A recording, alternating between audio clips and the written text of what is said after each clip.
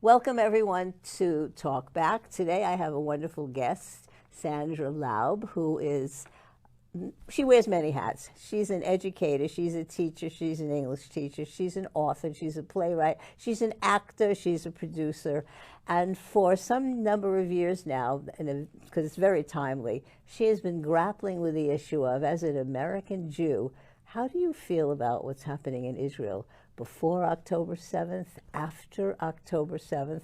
And she's written a play that was originated before October 7th.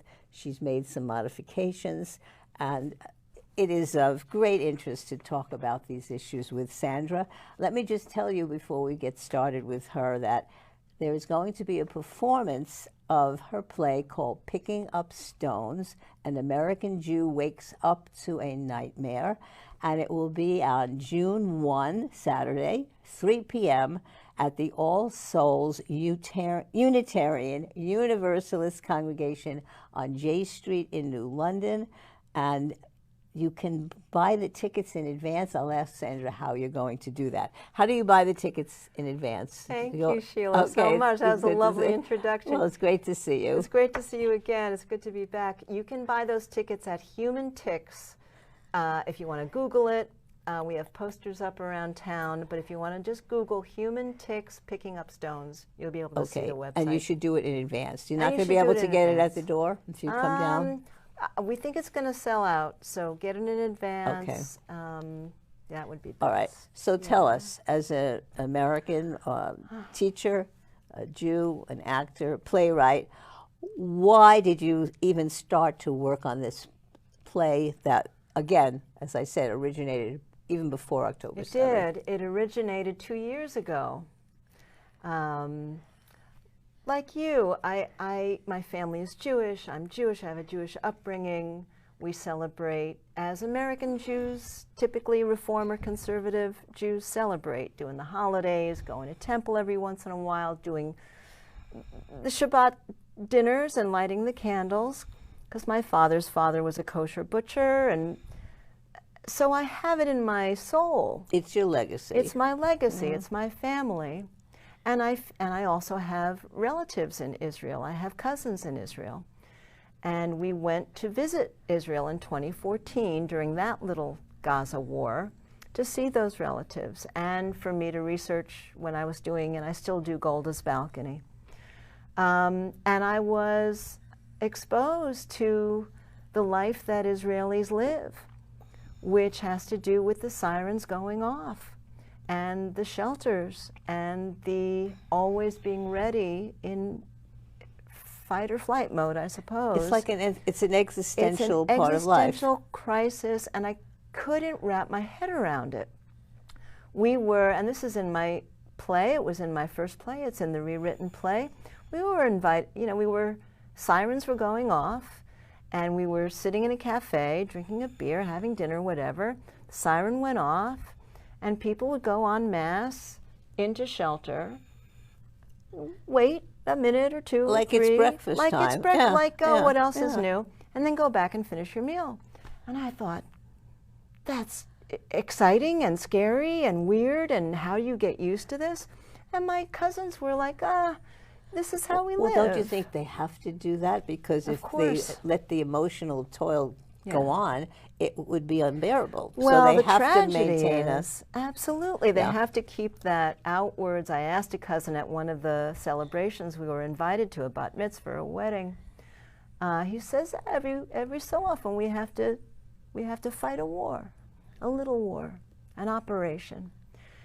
And I was trying to wrap my head around it, and a way that is a war culture that I thought is having its effect on my family. I saw that my cousin got ill. I mean, she had colitis. She had digestive issues. The body bears the burden. The body bears the, exactly. Her son would sleep in the shelter on a mattress. Not just when they had to go into the shelter, but all the time. So this kind of anxiety, and my love for my family, and my wanting to understand them and protect them and also celebrate what this amazing country has done in 76 years. Given all the obstacles, it still Given is all the obstacles. And of course, the flip side to that war culture is the peace culture, is the Jewish values, which is tikkun olam, heal the world, pikuach nefesh, to save a life, overrides everything. Not just Jewish lives, all human life. That's what we're taught, and that's what we read, and that's what we learn, and that's what we study, and that's what we hold dear. And I thought, how do Israeli Jews hold these two parts of being Jewish together and stay strong and stay healthy? But they have been a divided culture as well. You have the more fervent Netanyahu, Likud, Orthodox crowd, the ultra-Orthodox, who are not the so-called peaceniks, and you have a much more liberal, progressive cadre of Israelis who don't like Netanyahu, don't like his government, are not happy with the settlements, and would like to have peace. So it's not a monolithic society. It's a divided society. Our friends who are more on the liberal progressive side of Israel told us that there are no doves in Israel after October 7th. Did you see that too? Yeah, but there are seeds. In fact, the proceeds to my play on the 1st will go to the Seeds of Peace, which is still an organization. And there are, I can't say there are many, but there are some organizations that are still devoted to peace between Palestinians and Israelis, training especially young people to live together, work together, study together, clean the beach together. Well, on a people-to-people basis, you see that when you're in Israel. Palestinians, Arab, Israelis, family to family break bread basis. together, eat together, work together. I'm very involved in Hadassah and the hospitals. Many of the doctors and the staff are Arabs, are international people. Palestinians who are hurt get treated there as well as Jews and all nationalities, all cultures.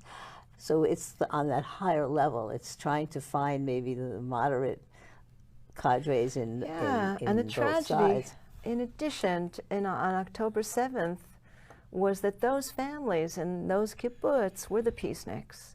They were the couples who were meeting the Palestinians on the border, who needed the special cancer treatment, who needed the special hospitalization. They would take them to the hospital. They would wait until treatment was finished and then take them back. And those were the ones who were kidnapped and killed. Right. Vivian Silver, right? Women Wage Peace. She espoused a philosophy of just as we do, as mothers, as liberal, progressive Jews, not knowing really what it's like to live on those borders where you do feel so exposed and you do feel like every day. And now, today, there are more rockets landing from Hezbollah. So it's that terrible, terrible conundrum and paradox of wanting to live a peaceful, healthy life for your family, to do good for others, to practice the values, and yet security. It's hard because you know, it goes back to pre-1948. They don't want us in their neighborhood. I mean, isn't that really what from it day goes one back to? And Golda it's so said, interesting. The United Nations has a refugee organization just for the Palestinians, but it's the only refugee organization in the world that does not resettle refugees, that allows them for the past 80 years to fester with the hope that they're coming back. In other words, instead of having a new paradigm, a new resettlement of those who were people get displaced by wars, right? And they resettle. The Palestinian refugees don't, and the other Arab countries won't help them and won't take them in. What do you think it's about, though, Sheila? Do you think it's about land, or do you think it's about stories? Do you think it's about people who, I mean, you want to go back to Abraham and Sarah kicking Hagar out with Ishmael, right? The two sons of Abraham, sons of the Judaic tradition. And eventually, and I build the stones in my play, they built their father's tomb together at the end of Abraham's life, Isaac and Ishmael come together. They put the last stone on the tomb. And Torah says they live as neighbors. Well, I think, doesn't Israel want to live as neighbors with the other Arab nations around them? And the other Arab nations around Israel are all one by one over the years making peace. And I think one of the impetus on the part of Hamas was the fear that they were being outnumbered by the other Arab. And God forbid Israel should be acknowledged as a legitimate nation state by Saudi Arabia, so Hamas took that chance to say no. And while Israel is being castigated by the world opinion, it was Hamas that behaved as barbarism. There's a difference between barbarism and war, isn't there? And gleeful barbarism. Yes. Gleeful, captured on their phones. I address that, and I address in this new play some photos that I took off of the New York Times website that take you into the events of October 7th. You can go on, and it's like a 3D tour, and it's still harrowing. And I limit it, and I do name a series of events. You know, we saw those pictures, that woman whose sweatpants were bloodied and she's forced into the truck, the Holocaust survivor in the back seat of the golf cart, the little boy encircled by Palestinian kids spitting at him and harassing him. So we know that it happened. And unfortunately, as we know has happened with the Holocaust, people are starting to deny it, forget it. Starting to forget it. So it's a big part of my play. And, the rape and the sexual assaults that have been weapons of war for centuries. Exactly. They are not being remembered as much as they should. And I wish that the kids on campus who are being so vocal, and I understand it, I protested in my time, right? But they're not mentioning Hamas. Or if they're mentioning Hamas, it's a resistance movement. Or Hamas was you hear this, maybe not justified, but what had happened in the past was the seeds of the necessity for them doing that. Easily glossed over, and it's not so easily glossed over. But it's also a matter of education. How many of these college kids do you think can recite the history? Could they even find Israel on a map? I mean, it's very small. Can they even find it which on river, a map? which sea? Do they know what happened in 1948? Right. Well, that's the generational thing as well. I mean, you and I remember, look, I was in high school in '73. I had marched against the Vietnam War. I remember my cousin, Sandra Laub, a very famous psychiatrist who specialized in trauma, interviewed many Holocaust survivors, went back to Israel to fight in the '73 war. Having played Golda Meir, I know all of that history because I studied how that happened, what mistakes were made. Again, 50 years, almost to the day, same military errors, same bad intelligence. We still don't know, though, what happened on that. Do we know? You and I were talking about that movie. We know about the human error. We know about the people who didn't pick up the phone or who did not pass along the intelligence, and the same breakdown apparently happened on October 7th, and there will be a tribunal to decide. But that does tremendous harm, because one of the marks of the IDF and Israeli intelligence is that they were #1 in the world. Nothing gets past the Israeli intelligence. This is a failure that really total failure. Diminishes Israel in the eyes of the world, as well as in the eyes of its own people. Right. But it's so interesting that right before October 7th, they were taken to the streets by the hundreds of thousands. Every week for 10 months. I know, and how important it was. And despite Netanyahu and what people say about him, he still allowed democracy to flow. That's democracy, right? People were judicial reform took a back seat after October 7th. Of course, they turned on a dime. The pivot was incredible. And I cover this in the play, the very same protesters who were on the lines 24 hours earlier snapped to attention, conducted search and rescue in their family cars. We know these heroic stories of the heroes of October 7th who tried to save so many people because the army was caught with their pants down. Let's call it the way it was. And Netanyahu has to answer for it. So do the generals have to answer for it.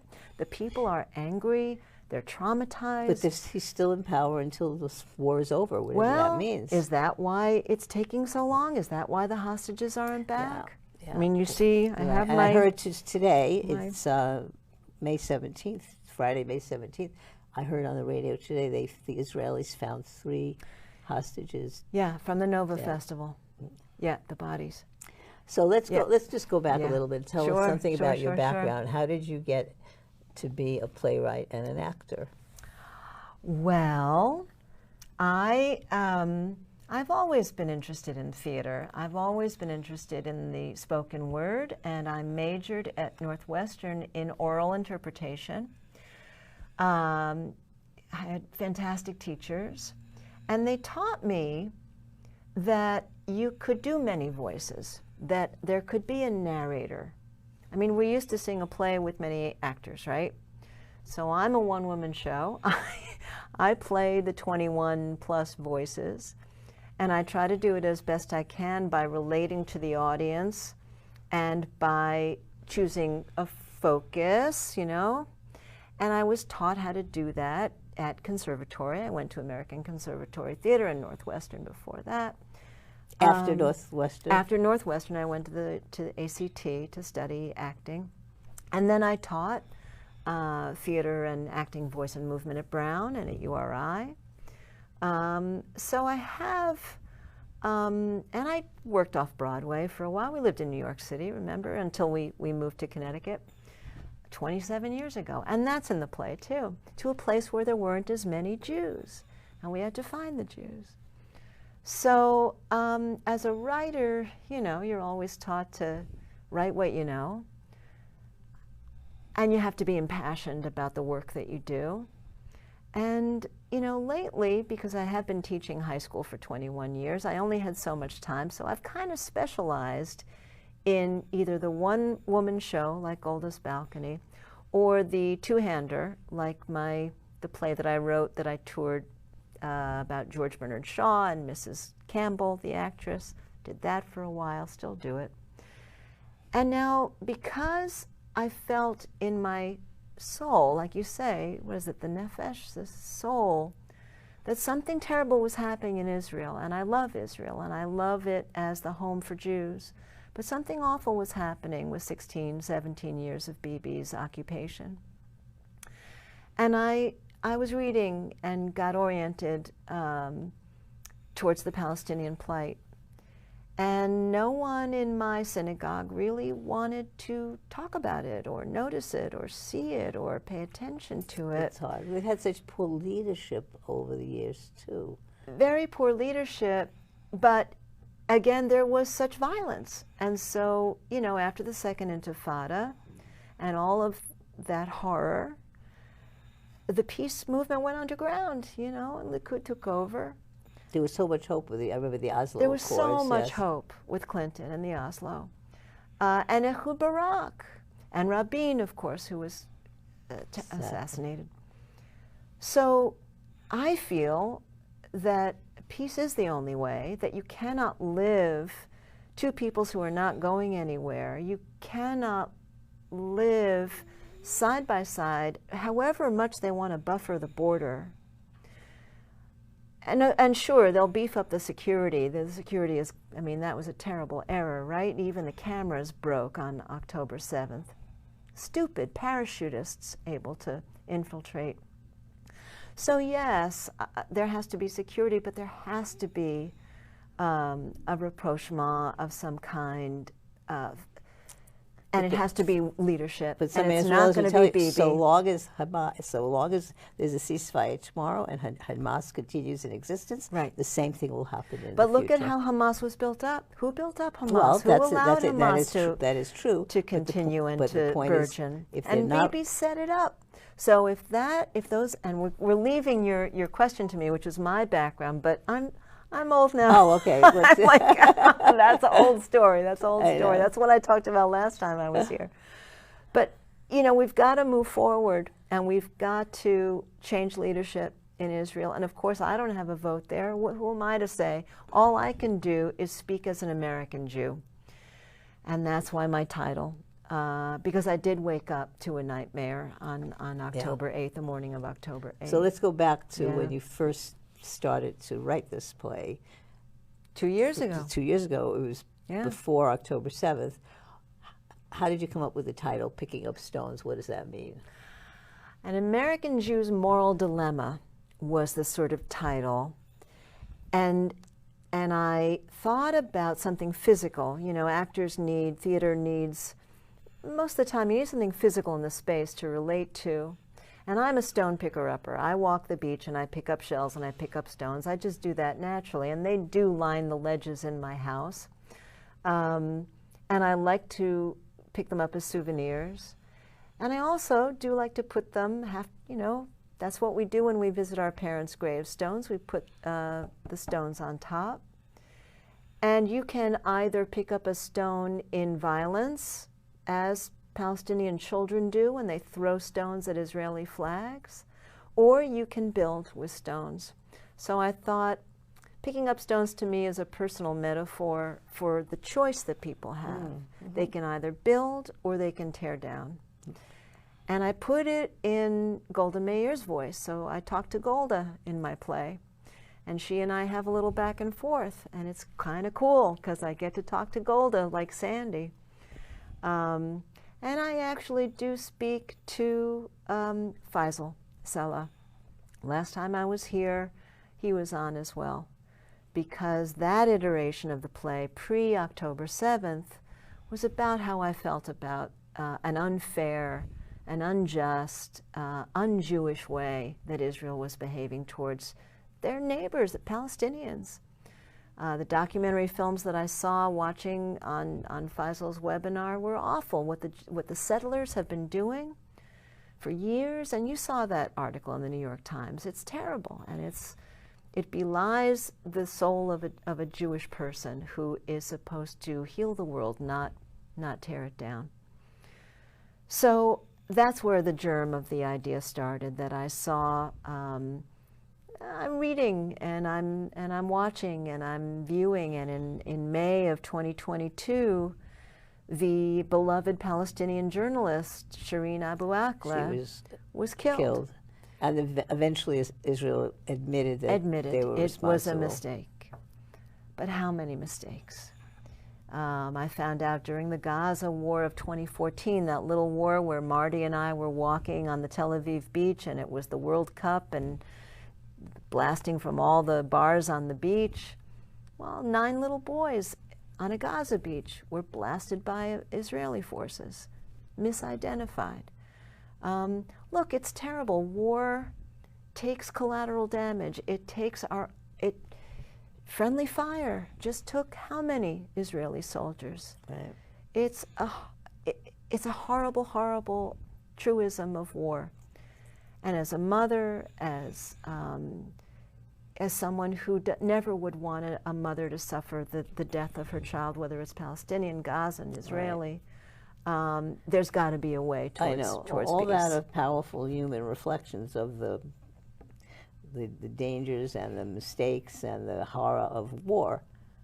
But from the geopolitical feeling, and as a Jew, understanding anti-Semitism throughout history and understanding a little bit about human nature, a lot of us are very pessimistic that as a Jew we will ever be able to flourish in any society, anywhere in the world where we can truly be safe. In every age. Isn't that a feeling that many Jews are feeling? As a New Yorker, born and bred in New York City, I told my grandmother for the first time traveling to New York City on the Metro North train to Grand Central, Carly, for the first time in my life as a New Yorker, I am afraid to be a Jew in my own city. And to show your Star of David, for guys to wear their kippah. Yeah. I know.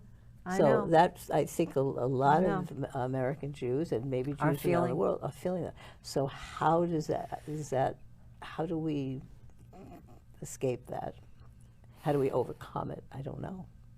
Is it when I was in the Metropolitan Opera on October 7th, and at the intermission, everyone in the theater saw what was happening in Israel on their phones. We're all looking. My friend, who was not Jewish, said to me, Sheila, why does the world hate the Jewish people so much? And I said to her in that moment, I think it's our destiny. You know, Sheila, I had an encountering survivor, child of a survivor, into my high school class just last week, part of the Federation program that I do every year. And one of the kids asked exactly that same question of the survivor. Why does the world hate Jews? And the man got a tear in his eye. He took a breath and he said, you know, that is the question of the millennia.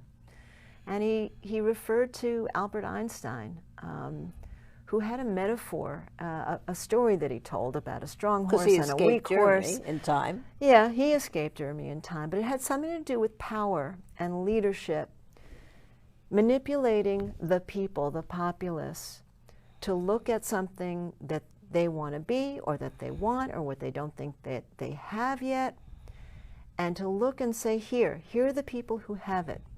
Take it from them or hate them.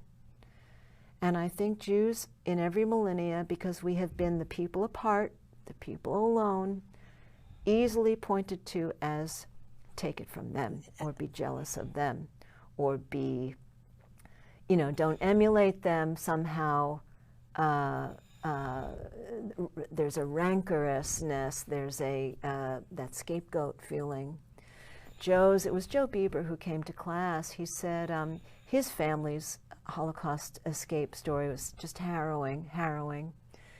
And of course, they survived because they, first of all, had a dozen near misses, near escapes where they could have died. But their family was learned, was educated, and did the accounts and did the books for many of the non-Jewish, I guess for them it was Hungarian, Polish, you know, where the borders were mushed. And so the people were jealous, and some of them betrayed the family because they were learned and they knew the numbers, they knew how to read. But on the other hand, some of them remembered how the Jewish family was kind to them, or did something for them, or did them a favor, or forgave them their what they owed them, their debt, and hid them.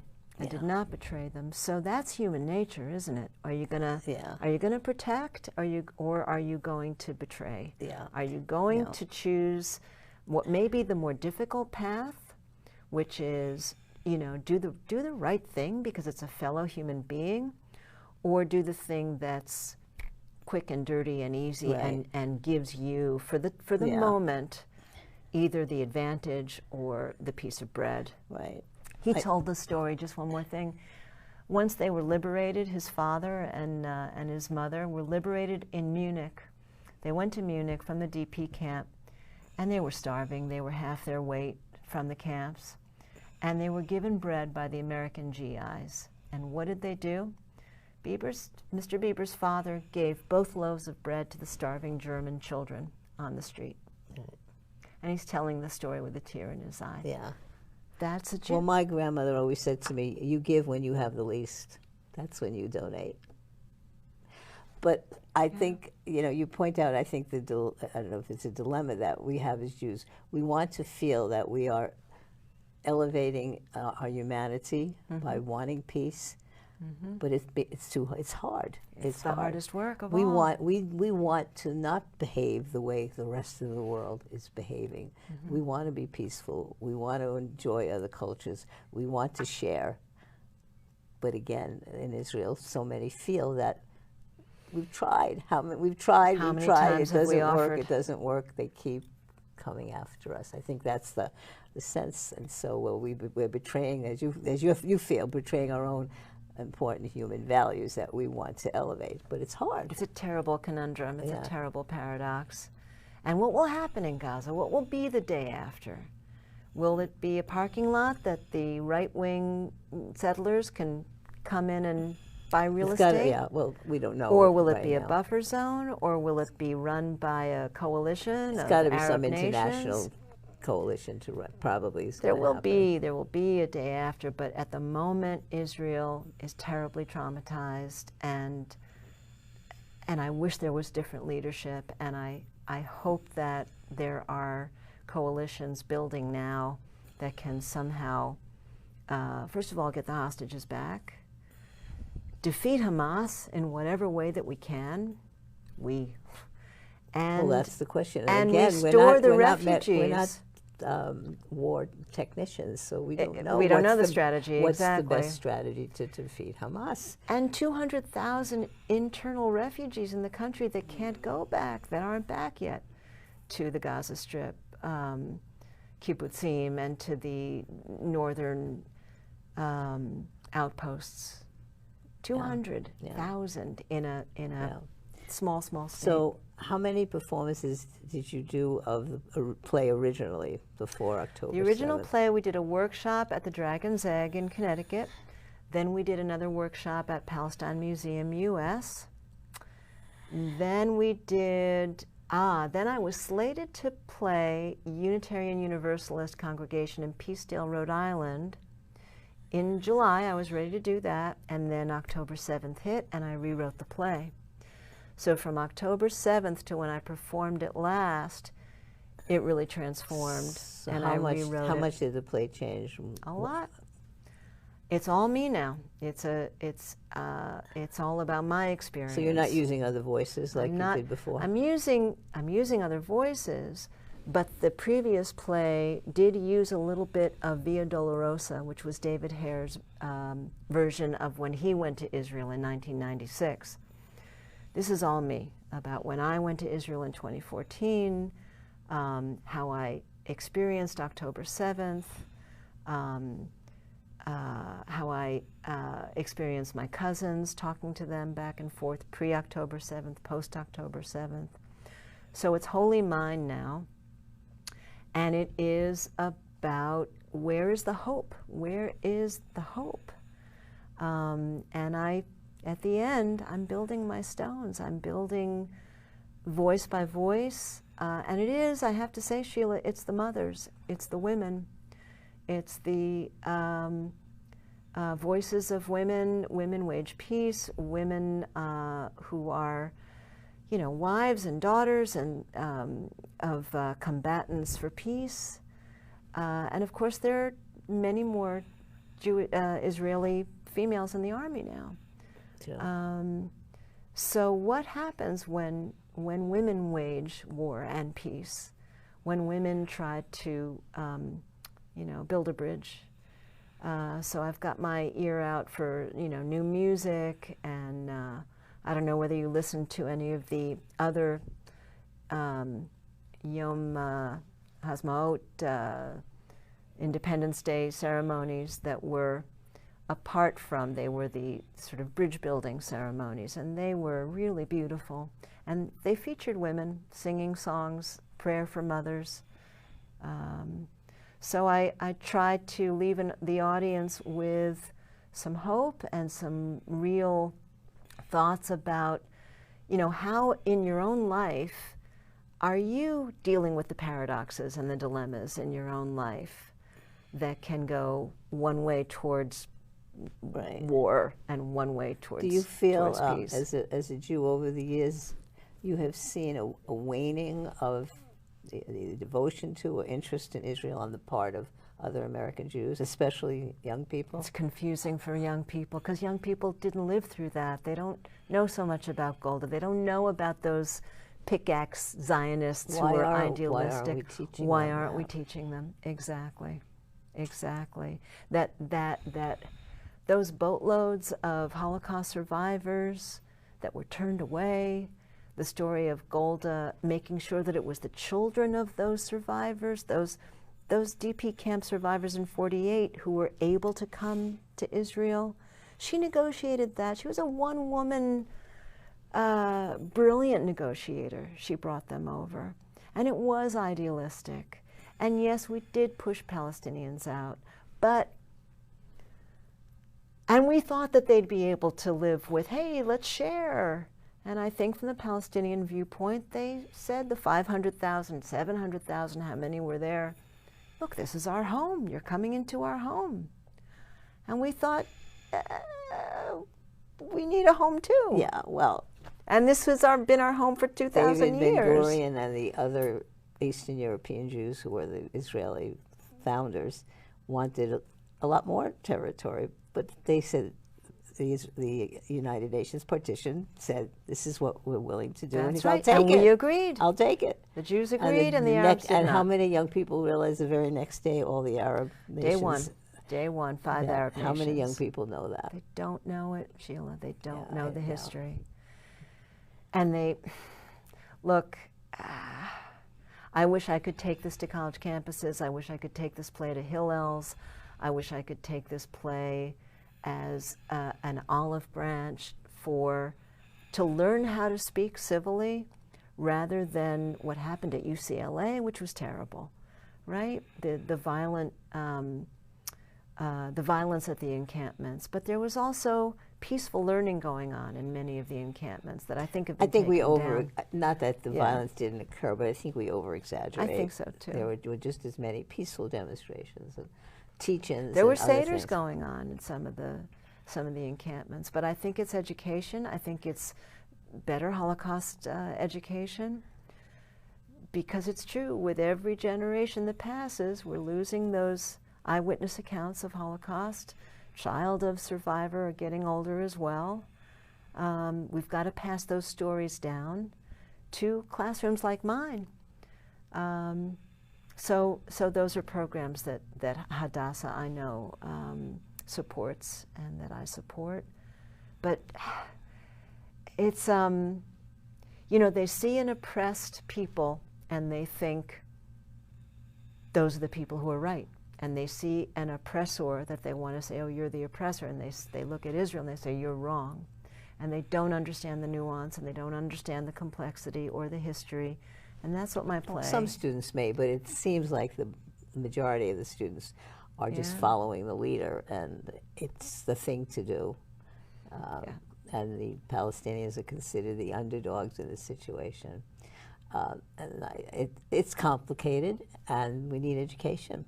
And my play is trying to do that as well, with all of those voices. So have you thought of bringing it to young people on a campus or even a high school? Yeah, I love it. I mean, my one-man band here with my marketing to, Hillels, college campuses, even high school, Hebrew high schools I would bring it to. Look, they have yet to see Golda's Balcony, everybody that needs to see it.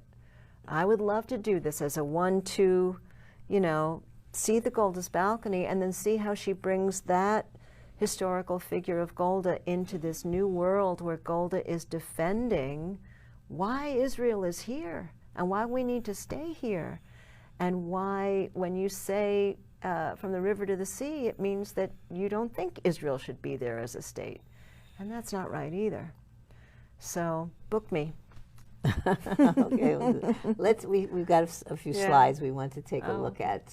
Studio, can you show some of the slides that Sandra brought with her today? All right, why don't you tell us about that, Sandra? Well, this is a friend slide of kibbutz that was devastated on October 7th. And you see it's the pathos there is the teeter-totter in the foreground. So the destruction, the utter destruction, the burning and the shooting and the murder and mayhem that happened on October 7th. And there are plenty of pictures that show the utter destruction of what Hamas did when it broke through the fences that day. Yeah. Yeah. And of course, this is the other side. This is full of pathos, this picture. A Palestinian mother in Gaza. And, how many thousands and thousands of broken bodies are under the rubble. So I try to understand what she feels like. And I try to play her voice as well. Yeah. Yeah. Well, this is a beautiful... And this is a serendipitous picture that an audience member took of the way my stones looked at the end of the last performance I did at the Canton Unitarian Universalist parish in Canton, Mass. And you can see, look at those two stones. Now, there's the Palestinian representation, and there's the Israeli representation. And I'm sure that people have feelings when they look at that Palestinian flag being represented on a stone. And I'm sure people have feelings about the Israeli flag represented on the stone. And serendipitously, that heart, the heart in was between. just a stone I picked up in my trip to Sedona, Arizona a couple of years ago. And each one of those stones for me represents something quite unique and individual because I picked it up at a certain place in time. Yeah. Beautiful. This is an incredible artist. Susan Clinard is, I believe she lives in New Haven, and she's a Facebook friend. She's an incredible artist of empowerment to people who have been oppressed. She does sculptures, African Americans. She did this sculpture. Her story, I think, is that the dream that created this picture, mother protecting her children during war, came to her like 20 years ago. And I think that face is her. I think it's a universal mother. And if you actually check on her site, Susan Clinard, you'll see that the full length of this sculpture is many children within her cloak that she's protecting. Nice. So in addition to Mother Courage from Bertolt Brecht, which begins my play, she's featured as well. Yeah. Yeah. Are there any other slides we have? Is that it? Maybe just That's the, it? Yes. that might be Okay. it. Okay. All right. Well, I think that's very, very moving, and everything you've told us about your play is moving.